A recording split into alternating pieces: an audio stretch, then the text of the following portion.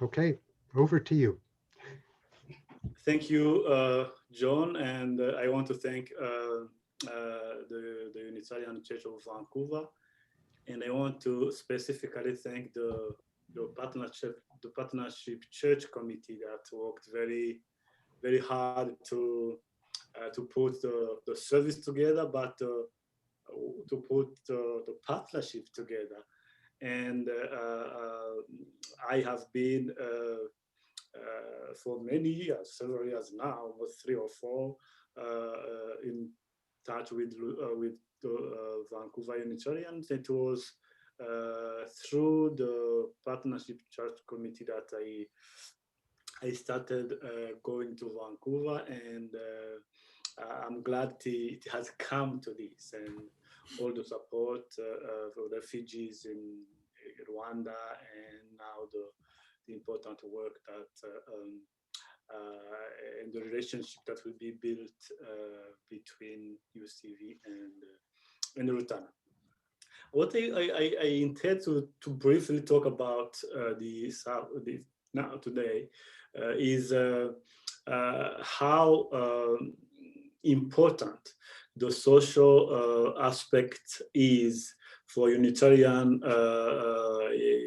congregations in Africa, and how actually the ministry or the presence of Unitarian Universalists in Africa cannot be imagined, I believe, without being immersed or involved in what is going on. In some places there may be a debate whether churches should run schools or do some church, other projects like education, or really being involved in activities which in some other places are activities that yes, are done by non-profits and other groups, but mostly taken up by governments. But in places that debate does not exist in Africa. I have never heard of a church that says we just pray, sing, and go home.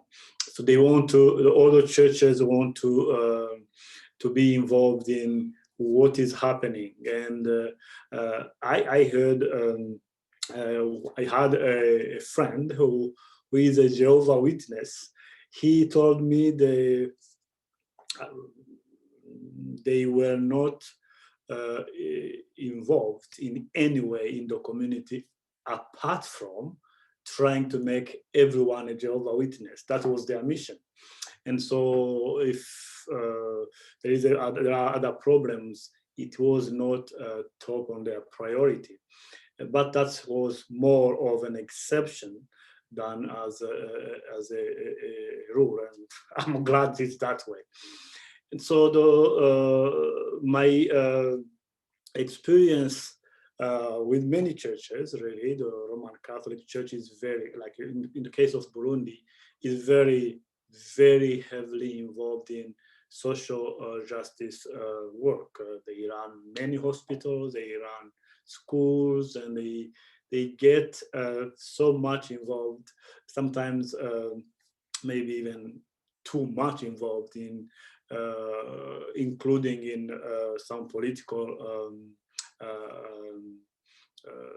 positions where they are accused of by the government of doing too much or saying too much or going too far.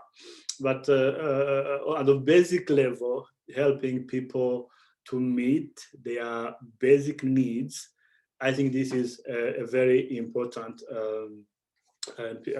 work to be done. And Burundi is, if I speak specifically about Burundi, it is a very poor country. It's actually one of the poorest countries. I think last time I checked was maybe one of the three poorest poorest countries in the world. So it's poor. And there are many, many reasons for that. And maybe resources are limited. And but it's not just that. There is also the capacity of the government, but also the willingness to put all the efforts into fighting all those problems.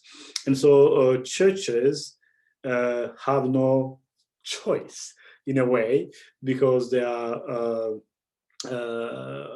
called to spread, despite differences in different kinds of theologies. I think they are mostly looking for improved conditions for people who are in their community. Maybe some start or begin with their members, but many go beyond their membership to serve all the community. And Unitarians, since from the beginning, at least the ones in Bujumbura before Rutana came, we thought it was important to have that balance, to look inside and to work in growing the congregation, in developing or strengthening the spiritual lives and being there pastorally for the members, but also to have a presence that is meaningful, I would like to say, for the community around us.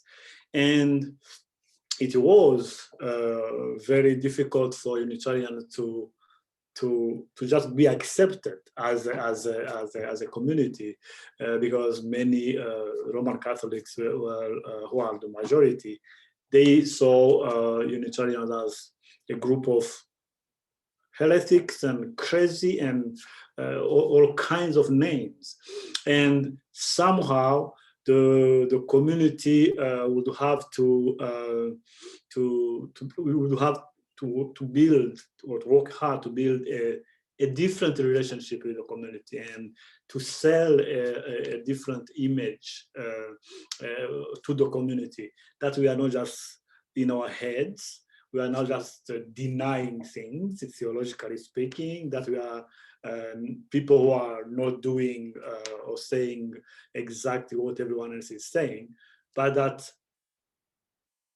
at the most basic level, we are interested in improving people's conditions. We are concerned when someone is sick. We are concerned when people are hungry. We are concerned when children do not go to school.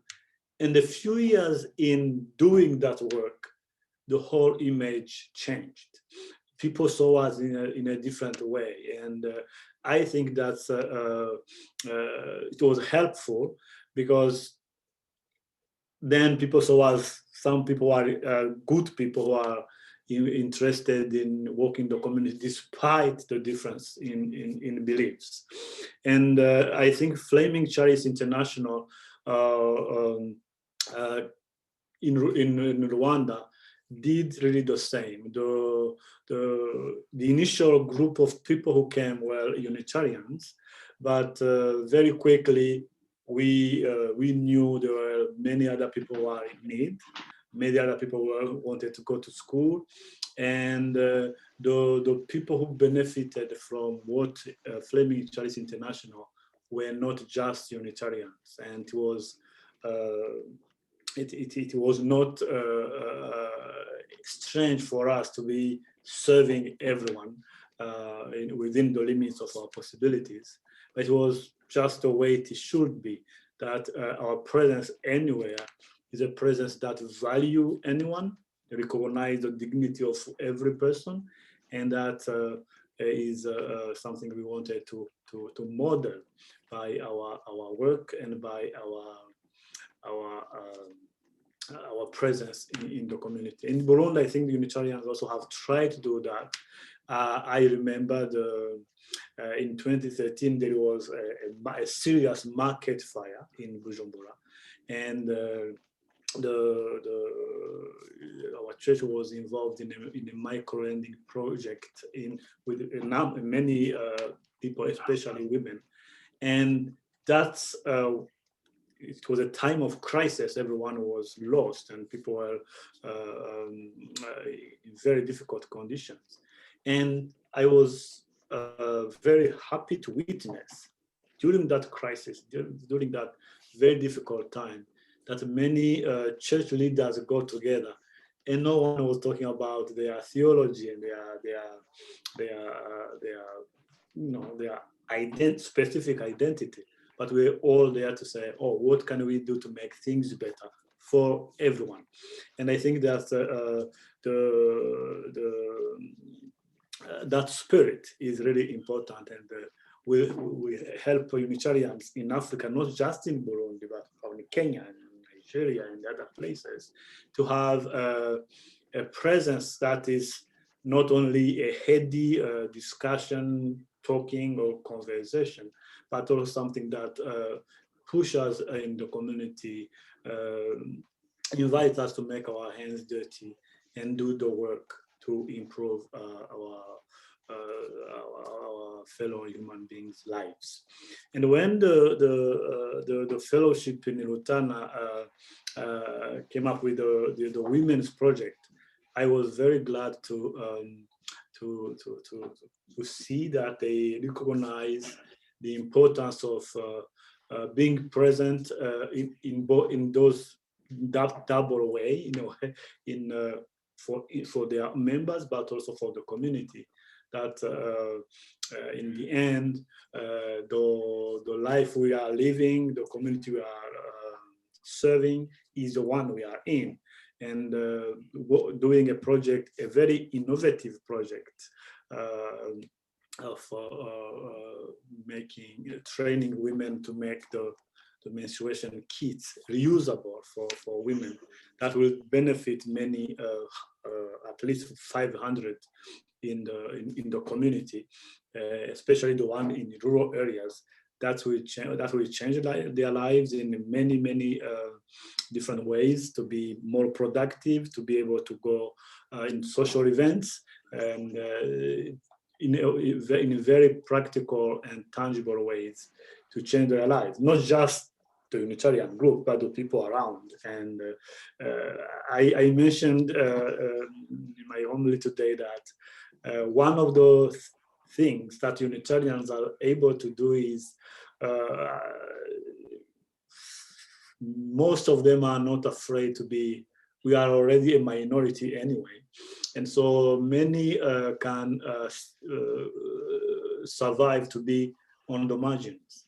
And if someone or some group is okay with being on the margins and coming up with some ideas, even if those ideas may be called crazy by some other people, that's a very important asset to be able to say, yeah, this is not a majority's view now, but it may change some people's lives, or it may shift the world in some direction.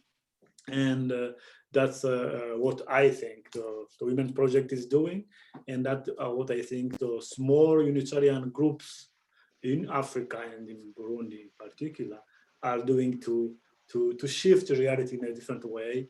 Although it will take time, it will take efforts, and sometimes I guess it involves some risks.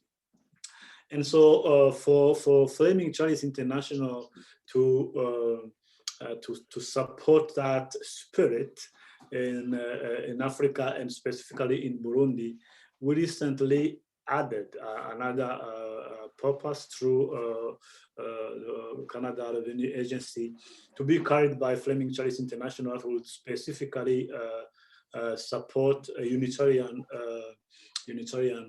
groups. So we do work in Burundi and in Africa in general with Unitarian partners, saying that if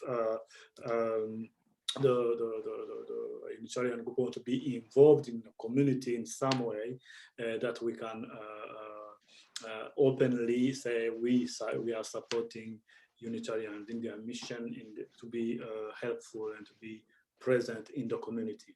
And the Women Project is a very good example of that. And by the way, the organization that funded the training was appointed. There is some echo I can hear. The organization that funded the machines was appointed to me by a member of the Unitarian Church of Vancouver. As you can see the connection of how from one connection or one relationship, things get bigger and larger, and the understanding and the effectiveness can be even more. Can expand.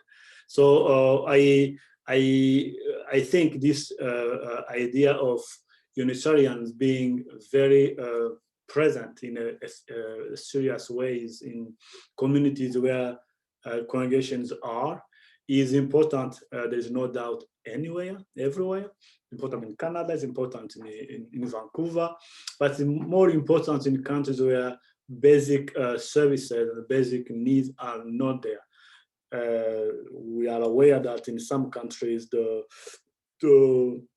work can be done and the government will welcome it, but the government should not suspect that any church or any civil society organization is critical of some government violations, and that's one context that many churches, and not just in Burundi, but many other African countries and other places too, have to deal with. And finding that balance is important, and finding that how to be not just a surviving church, not just be a surviving group, but a thriving one that has a presence and a meaningful one in the community is very important. And the Flaming Chalice will then be actively engaged with the Unitarians in Burundi, in Rutana and in Bujumbura to implement other projects that will benefit the community at large, and will improve people's conditions in education, in fighting against poverty, and specifically supporting women and youth. That is what we have been doing from the beginning, really, in Bujumbura specifically. Youth and women have always been almost our target group. And I think the project in Rutana is a good example of that. I think the projects that Vancouver had supported, which was education and small businesses, and the refugee fund for food and shelter and emergency support for refugees the support has brought the people and Flaming Chalice to a very good situation where we can move ahead and see different other options. We recently opened last month another refugee center in Kigali, and that's something that is a very good model for people who most of them are in need, and we cannot serve directly all of them, but having a service that in many ways can serve everyone. So the refugee center is a gathering place, is a place where people can go when they want to talk to someone, where people are isolated, and COVID-19 increased even the risk of people who live alone, who are far away from their parents or their family, and who find themselves alone. And that one also, that center also, apart from being a gathering place, gives food and other form of, like if someone needs to go to the hospital, they can go and say, I'm in need, and especially food, and the people will give them food. And the refugee center also creates jobs. The recent refugee center have now 6 people who full-time work there and get salaries. And so that's a kind of thing that we want to be involved in, where people can be autonomous, where people can go on their own and build their own lives without depending forever on the regular support. And we would like to extend that to many other people, both in Burundi and in Rwanda. I thought we will just leave it here and let people clarify, make comments, and maybe ask questions about really mostly importantly the whole point I'm trying to say is how important for Unitarian Universalists in Africa, like the group in Rutana, to be established and settled in the community and be a useful and meaningful presence. That's my really the point I'm trying to bring home here. And the second one, that Flaming Chalice want to work with Unitarians, initially at least, the ones in Burundi, Rutana, and Bujumbura, and to make that happen and to implement projects that would benefit more people. And that today's event, I would say, the Rutana and Vancouver having a formal relationship today is a very good step in that direction. And I thank you for accepting to trust Rutana, to trust me, to try to trust Flaming Chalice, and more generally to be a group of people that other people from far away that you know, and many other people, others you do not know, but being a group, those people can lean on you, especially in times of need. Thank you very much. I just wanted to say we had asked you to do a brief translation, but I think it might be too long. So do you think maybe Gerard and Huguette could stay after a little bit at the end of the forum, and you could translate and give them a summary? What do you think, Huguette? Oh, you're muted, Huguette. I'm muted. I took some notes, so I will try my best. And maybe I can ask Gerard if he has already something that he wants to focus on because he might have understood. Gérard, est-ce que vous avez compris ce que Fulgence a dit, ou est-ce que vous avez besoin d'une traduction? Yes, I have understood something. Bon, j'ai compris quelque chose. Ça va? Okay, so Marie Lage me demande après si on peut rester et puis on peut discuter un peu plus des choses qui ont été dites par Fulgence. On peut rester après que le forum est fini, on peut rester un peu plus longtemps. So I just ask him if after we finished, if we can stay, and then he can ask some questions, and maybe I can discuss things, and maybe Fulgence can do it too. For sure. Sounds good. Thanks. That's good. Okay.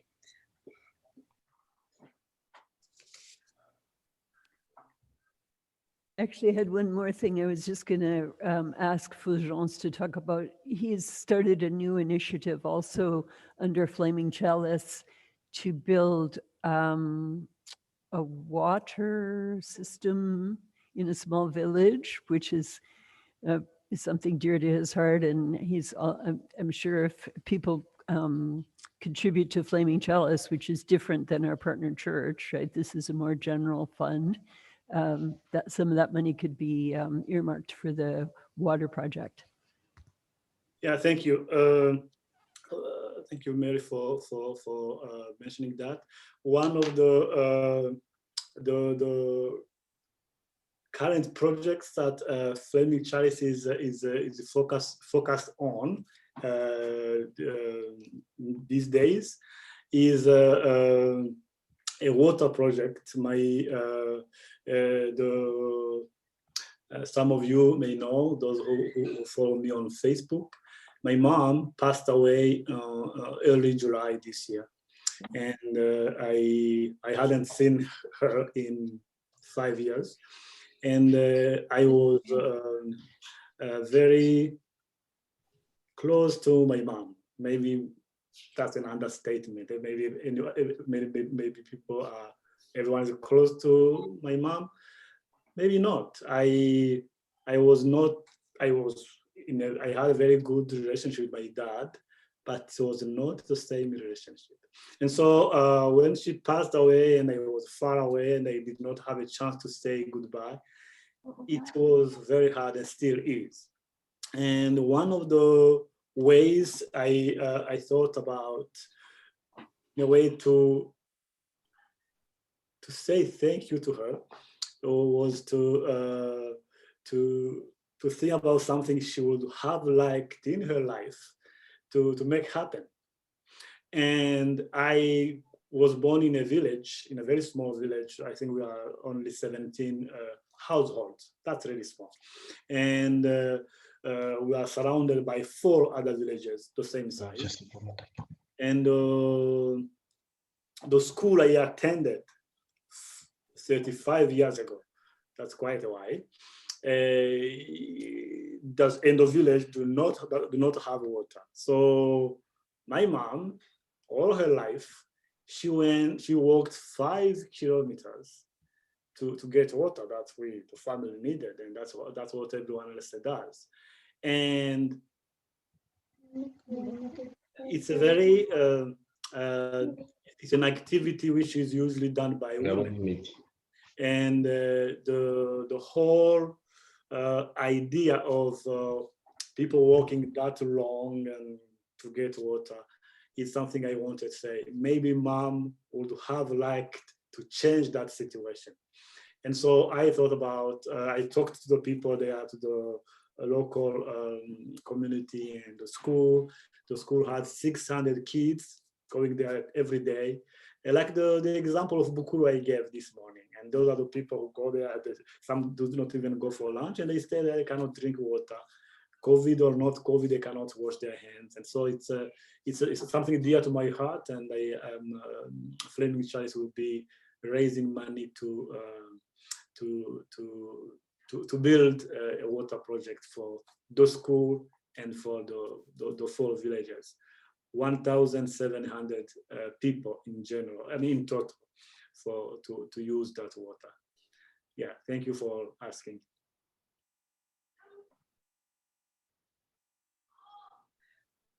Does anyone have comments or questions? Yes, I have a comment. Yes. 2 comments, actually. First comment is about the different religious communities that come together to do practical things. Because in Vancouver, we had the Interfaith Refugee Committee, and we came together for the refugees. There was no discussion of theology, no discussion. In fact, one time a lady said, we are here with our hearts, that's it, and for the refugees. And the second comment is that I had pretty much the same experience as a child, because I come from a small village in France, and we didn't have running water, but we did have a well.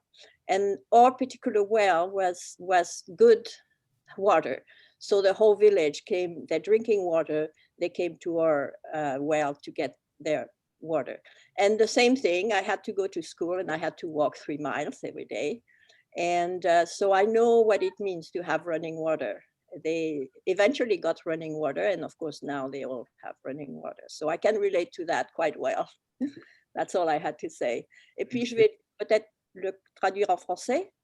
Je veux dire que pour Gérard,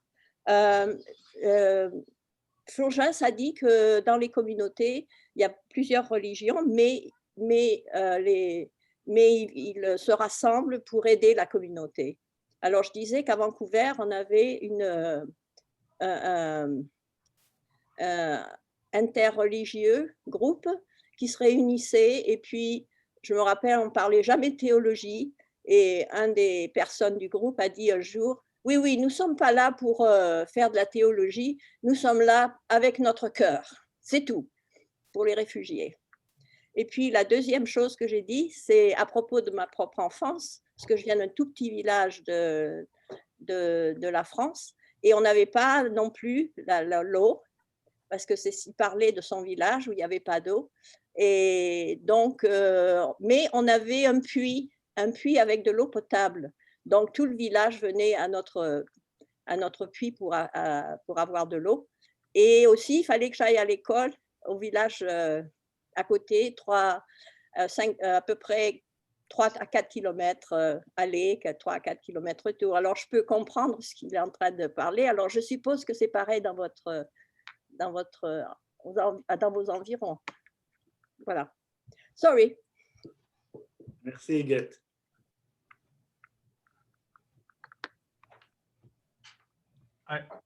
John? Oui, oui. Reverend Fulgence, I have a question. What is the attitude of the government of Burundi at this time towards the Unitarian Church? Thank you. When the situation of 2015 happened, and part of the congregation left the country, and I left the country, by we I mean Unitarians in Burundi, did not have any more trouble with the government, and so far they have been there living a normal community life. They have services every Sunday. They have certainly decided to be for at least for the first 4 or 5 years to be low profile, in the sense that they did not engage in many community activities or in advocacy things. So they have been more on the quieter side. And my interpretation is that once I was out, the government did not see any more reason to bother the people. Probably me as the minister and the sign of the leadership of the congregation, I was the one more looked at by the government. Right, thank you. Reverend Fulgence, can you, for those that don't know, could you give us a brief summary of what happened in 2015 and sort of why you are here rather than there? Yes, yeah. So for people who did not follow the whole story, what happened is in 2015, the then president, who was finishing his second term, wanted to go for a third. It's very common in Africa, and so they announced it, and many people went on the street. And it was so bad that the police shot people, live bullets, and many people died on the streets. And so it was very difficult. And many people took positions. It was clear that it was an illegal way to really stay on power. And so Roman Catholic bishops and many other people said it was wrong, they should not do that. And the Unitarian Church did not have an official position about that situation, but many members of the church were out in the street demonstrating against the government. And in Bujumbura, the Unitarian Church was, maybe things are changing now, was in an opposition stronghold. So the area where the church was belonged, or many people there belonged to an opposition party. So I think they were looked at as almost sympathizing with the opposition. And so that was the situation. And then on many months later, like there was an attempted coup in May of that year. The whole thing was starting in April, and the coup failed, and the president came back, and everything looked to be fine. But in the meantime, 400,000 people have left Burundi, either because when they saw that the coup d'etat had not succeeded, people who had gone to the streets and were taken to prison or to some others killed. So many people just decided to leave the country. And I stayed, all our church members stayed. I didn't know, no one left at that time because it was not really, as a church, we were not the one directly involved. But then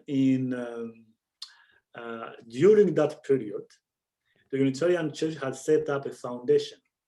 It was set up before, but the foundation during the demonstrations was very active in helping people who were shot, to take them to the hospital or pay for health care.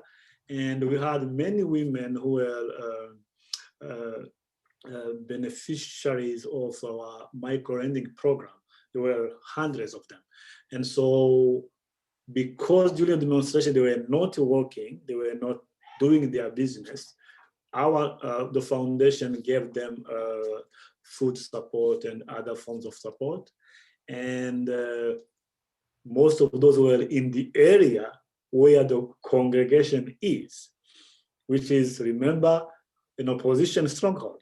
So some voices started to say that the congregation was supporting, or the foundation was supporting the opposition by providing food, by providing other forms of support. So on October 21st, 2015, at 2 a.m., people came with guns and shot,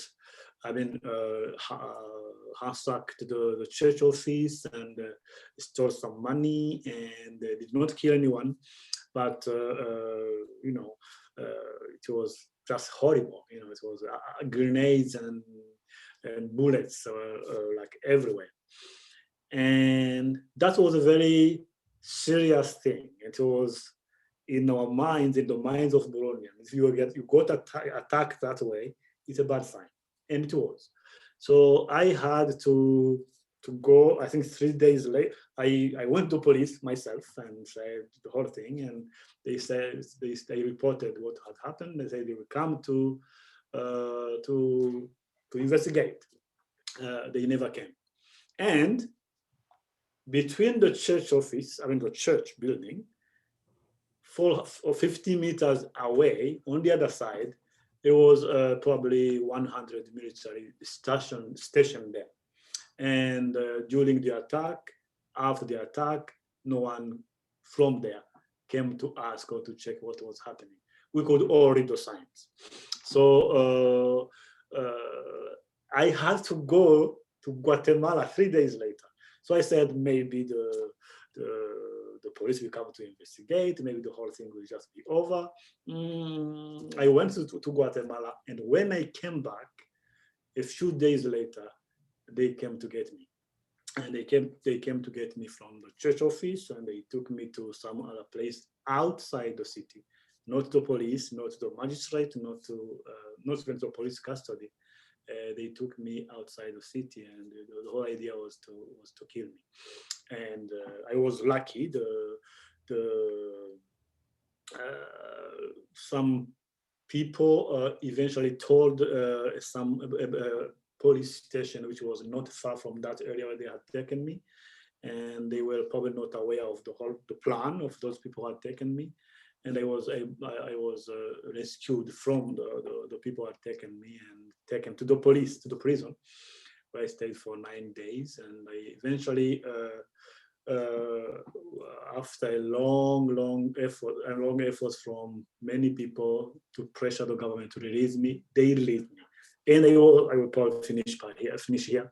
They accused me of two things. One was that I have been supporting the people opposing the government, and number two, that I was accused of money laundering, and eventually, the accusations were laughable, but not that funny. And I eventually was able to. They say they did some investigation, and they found that they did not have enough elements to keep me, and they told me to go home, and that they'll call me if they needed me. That was a way that can be differently interpreted. You can go out, and while you are on the street have some problems, or it is a way to say, just go, and they expect you to leave the country. I chose the second option. That's what happened.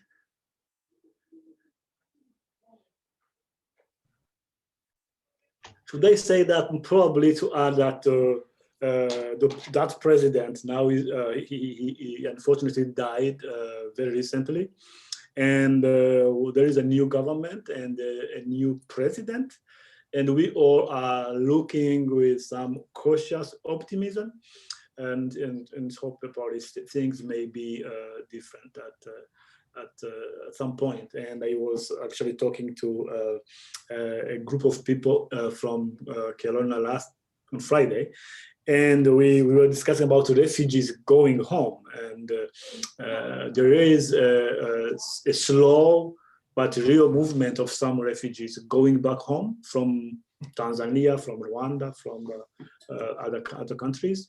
We are all watching what is happening, but these kinds of situations, they sometimes get diffused and in a different way, and we are all watching what is happening, and we pray hard for Gerard and other people to just hang in there and wait for better days.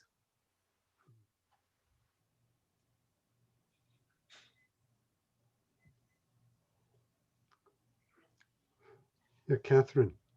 Yes, Reverend Fulgence, I was wondering, are there very many Unitarian churches throughout the rest of Africa? Okay, so there are some, two in particular, which have been there for a long time. The one in Nigeria, I think we have been there until since 1919, 1919. So a long time ago. The one in South Africa has been there even earlier than that. So those two have been there for quite a while. And then there was another wave, if I should say that, mostly with the internet, and that was essentially in East Africa. So the one in Burundi, it was around 2001 that I discovered through internet the Unitarian faith, and then in Kenya, a number of groups in Kenya. And there was at some point a group which is now not very active in the DR Congo and Uganda. Yeah, Uganda has a Unitarian church. There was one in Rwanda which is not very active these days. And what else in Africa? I think that's all. So there are some groups in Africa, yeah. Is there much communication between them? There is. The International Council of Unitarian Universalists did quite a good job in working with those groups to once in a while bring them together, and we all the people know each other, the leaders know each other, they have met during meetings, and it's certainly something that is helping the whole you see it getting planted there. It takes time. The conditions in Africa are not that conducive to Unitarian Universalism. There is a lot of traditional ways of looking at things, and the mainstream churches, and now the evangelical movement is very strong and not helpful. I remember some church members in Bujumbura who, when they were, they needed to, like, getting married, the parents would say, no way, you cannot get married in a Unitarian church, or things like that. Yeah, so I think there are, the seeds are there, and just need to nurture them in as much as we can. And I think the ICUU, the Partner Church Council has tried to do something, and the UUA has been very supportive, especially financially, whenever there was any meeting or something like that. All of those groups speak English. And so the only groups that will be speaking French will be the one for now in Burundi. Thank you. You're welcome. Connie. Hello, so nice to see you, Reverend Fulgence. Nice to see you, Connie. I'd like to meet Gerard, and I would very much like if you could introduce us to Gerard, and perhaps we could learn a little bit about Gerard's work. You mean, Thank you, Connie. come again? Did John say something? No, I just thank Connie for her question. Please Yes. continue. So you mean now? Okay. Can I probably, we start by asking John, or maybe Connie, if you can mention the names of the people who are on the church, the Pastor Church Committee, and then I will let Gerard say something, and I can translate what we'll be saying. Would that be like a good plan? Sure. Yeah. Okay. I can do that. There's Okay. Go ahead. Allison Pearson, you get Aidan, Connie, Catherine Stewart, Mary Lage, Michael O'Neill, Kathy Sayers, and have I missed anyone? I think that's all. There are 2 or 3 members that are not here, but those are the ones that are here. Okay. So Gérard, okay. Madame Connie Wigmore vient de poser une question pour dire qu'il faut être présenté au comité, aux gens qui sont là, et puis aussi pour que tu aies l'opportunité de parler de l'Utana, de parler de ton travail, de parler de ce qui se passe à l'Utana.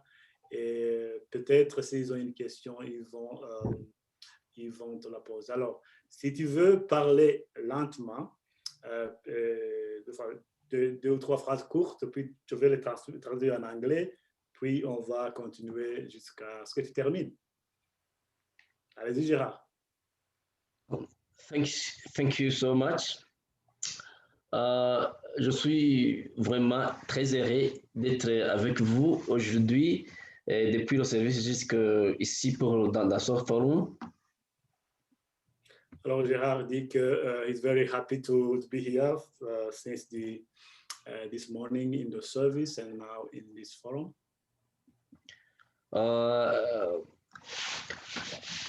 L'Utana, c'est une province qui n'est pas très proche de la capitale du Burundi, Bujumbura. Il y a quelques kilomètres. Nous sommes tout près du côté frontalier vers la Tanzanie. Oui. Okay, so he says that Rutana is actually not far away. It's far away in Burundi terms. It's 2 hours from 2.5 hours from Bujumbura, so but on the border with Tanzania. So the point is that Rutana is a little bit far away from Bujumbura and on the border with Tanzania. Moi, j'ai commencé à réfléchir sur l'unitarisme depuis 2015, mais nous avons commencé avec l'année 2017 où on a essayé d'implanter l'église. He says that he really started getting in contact with Unitarians in 2015, but the fellowship in Rutana began in 2017. Mais quand notre pasteur révérend Fulgence, quand il a été persécuté par le gouvernement et vous savez qu'il a quitté le pays vers le Canada, c'est là où j'ai un peu arrêté de réfléchir sur l'unitarisme parce que j'avais besoin de quelqu'un qui va m'aider pour vivre l'unitarisme ici au Burundi. So he maybe a comment from my own.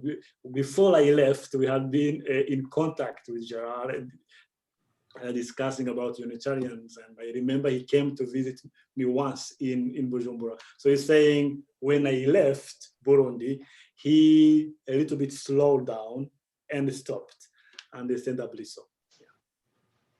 Il y a une question qu'on a posée au révérend Fulgence, c'est concernant les églises, concernant les religions ici en Afrique, ou précisément ici au Burundi. L'interreligion n'est pas du tout bon ici chez nous parce que moi aussi j'étais un membre actif de l'église anglicane, mais quand j'ai quitté l'église pour vivre l'unitarisme ici chez nous, j'ai été aussi persécuté par l'évêque de l'église anglicane.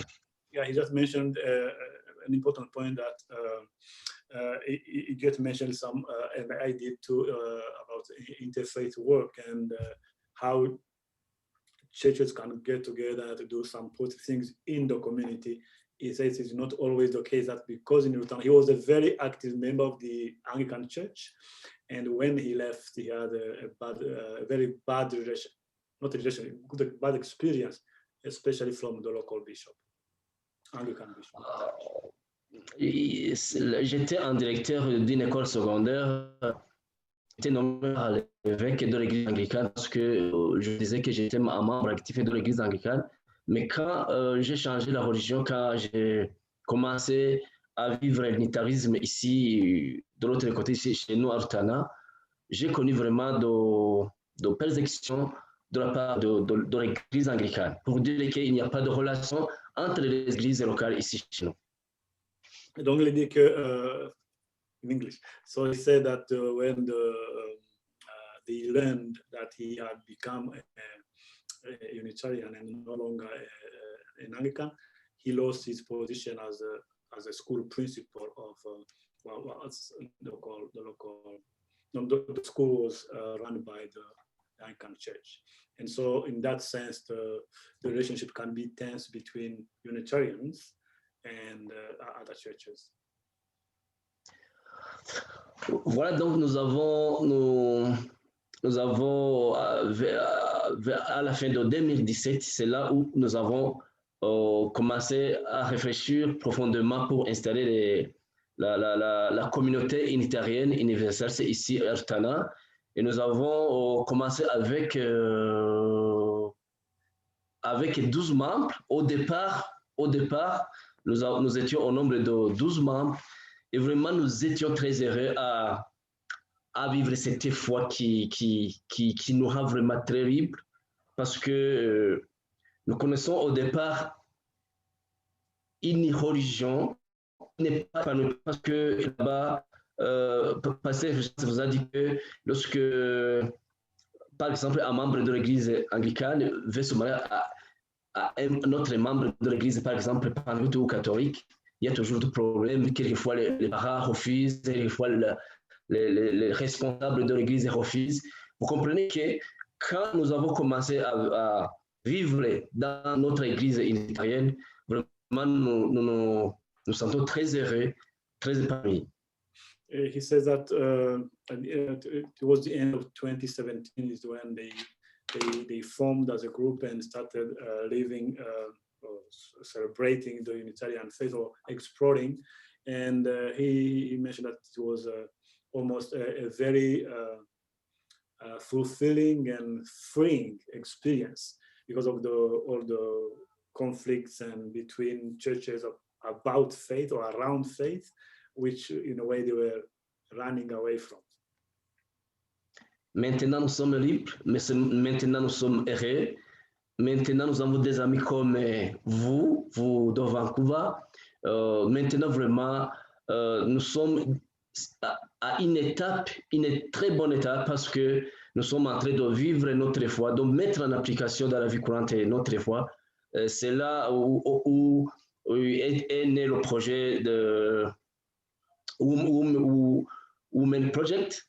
C'est là où vraiment on est en train d'aider ces femmes-là pour qu'elles puissent entrer dans le monde professionnel en utilisant les connaissances acquises durant la formation en couture, et après, elles pourront faire quelque chose dans la vie courante pour qu'elles puissent vivre comme les autres professionnels.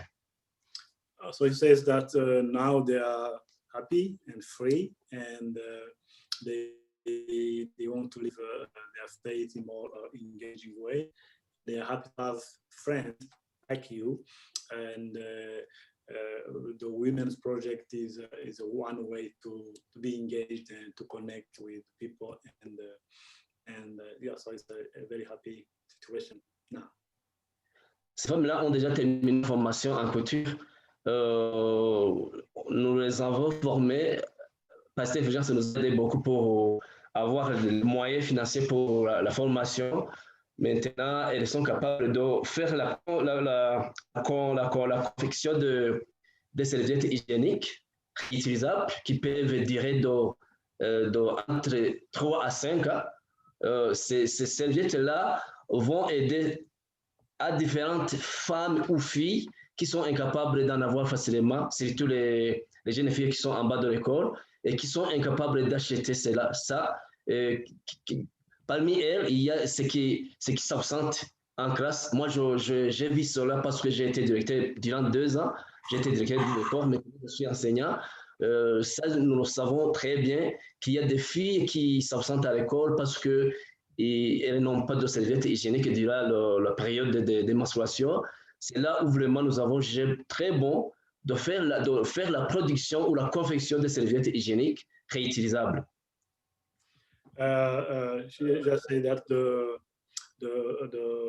work with the women is very important because they have just finished training, and the next step will be to actually make the menstruation kits, and they are it's an innovation because they are reusable, and they will be able to use them for between 3 and 5 years. So it's something that's important, and they are very happy to be engaged in that. Merci beaucoup. Yes, thank you. Je ne sais pas si vous avez autre chose à me poser. Je suis là pour vous. Merci. Je voudrais remercier Fulgence et Gérard pour leur courage. Je crois que c'est un exemple pour nous. I would like to thank Fulgence and Gérard. Their courage is quite uplifting for us. I think their courage is remarkable. Merci. We can learn from it.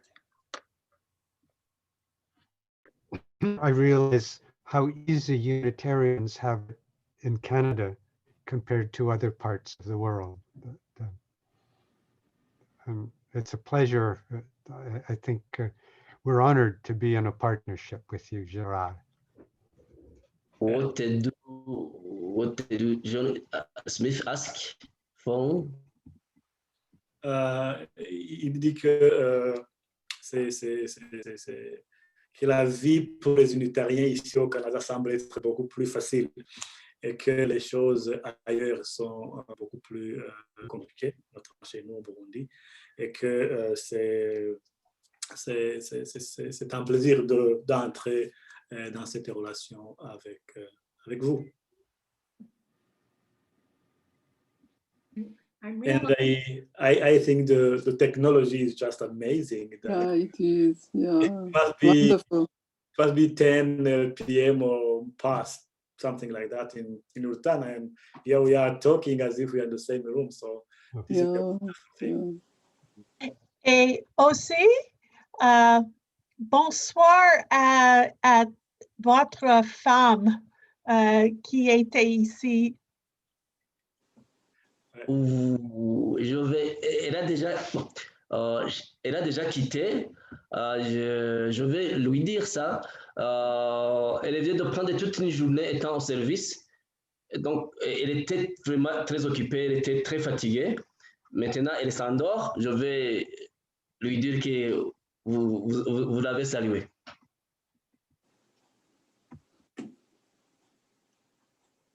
Needs translation.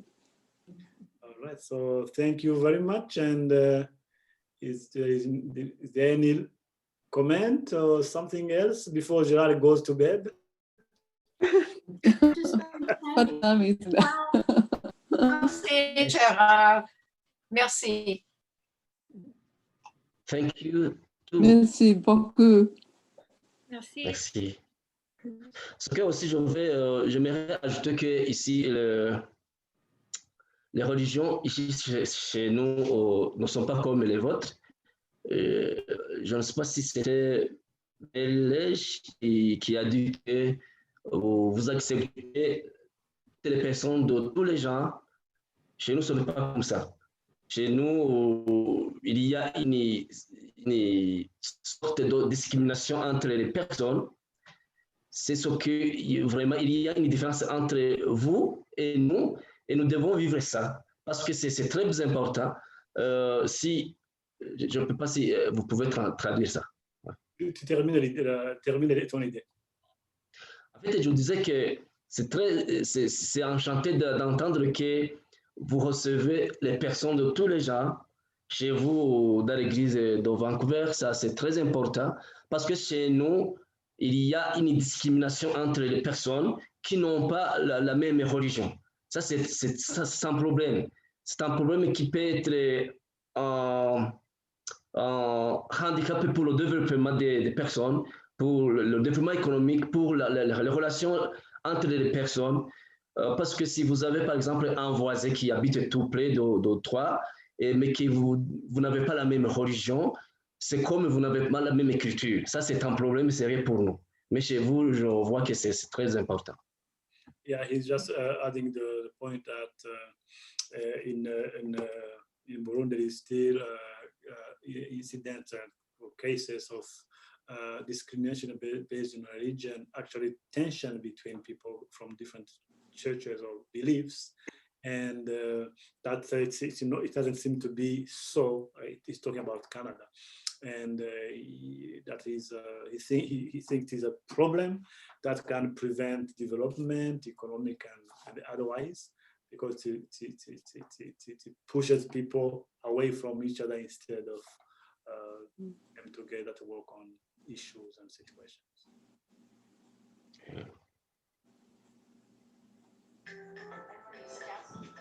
Ok, merci beaucoup. Moi, Merci beaucoup. Il est 23h37. Demain matin, je vais me rendre au service pour enseigner. Moi, je suis un professeur. J'enseigne à l'école technique qui est près de moi. J'aimerais vraiment vous remercier parce que vous avez été mes amis. Vous avez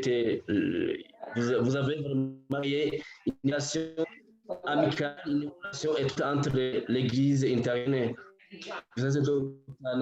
et l'église de Vancouver. C'est vraiment pour moi une chose très grande. Pour moi, c'est vraiment un plaisir.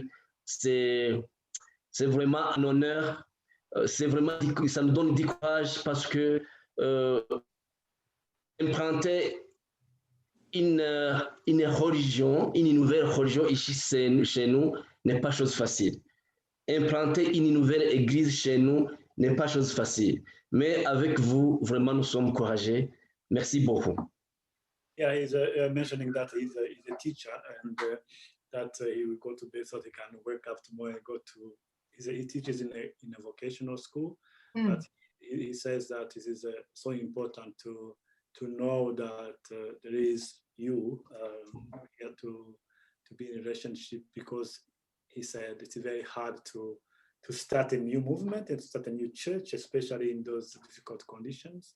But with you together, it can feel lighter, it can feel easier. Power to women and the people. So, Just like- Sorry? Power to women and the people. Yes.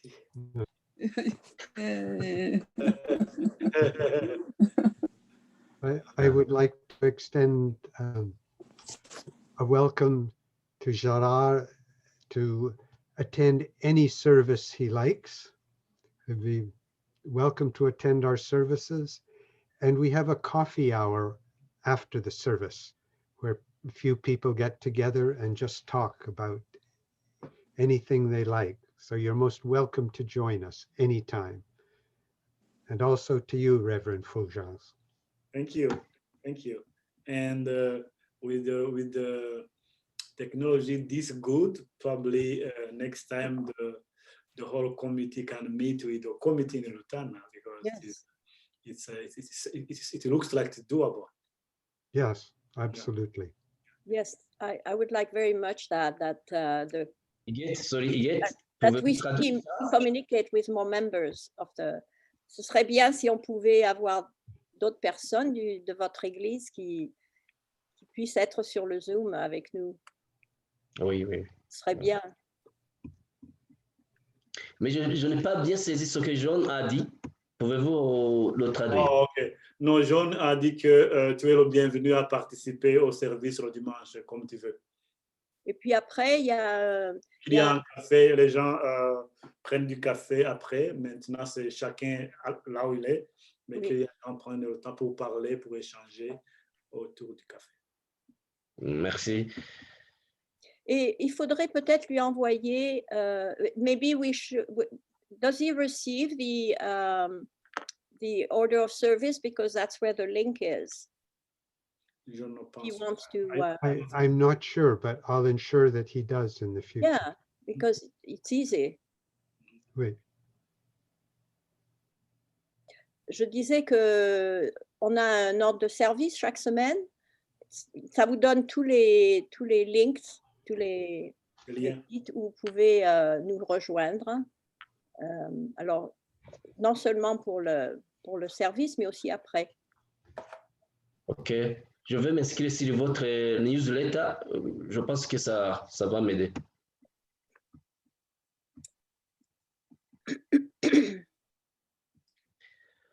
Ok, merci beaucoup. Merci. Merci beaucoup. Yeah, good luck. Yeah. Thank you very much. Thank you. I love you so much. Yeah, bless you. Yeah. Thank you for everyone who joined before. Yeah, thank you so much. It's been a wonderful discussion. Yeah, great opportunity. Even just a few minutes. Thank you. Take care. Take care. Safe. Wow. Merci. Au revoir. Merci. Bye. Merci. Bye. Bye. Yeah, stay safe.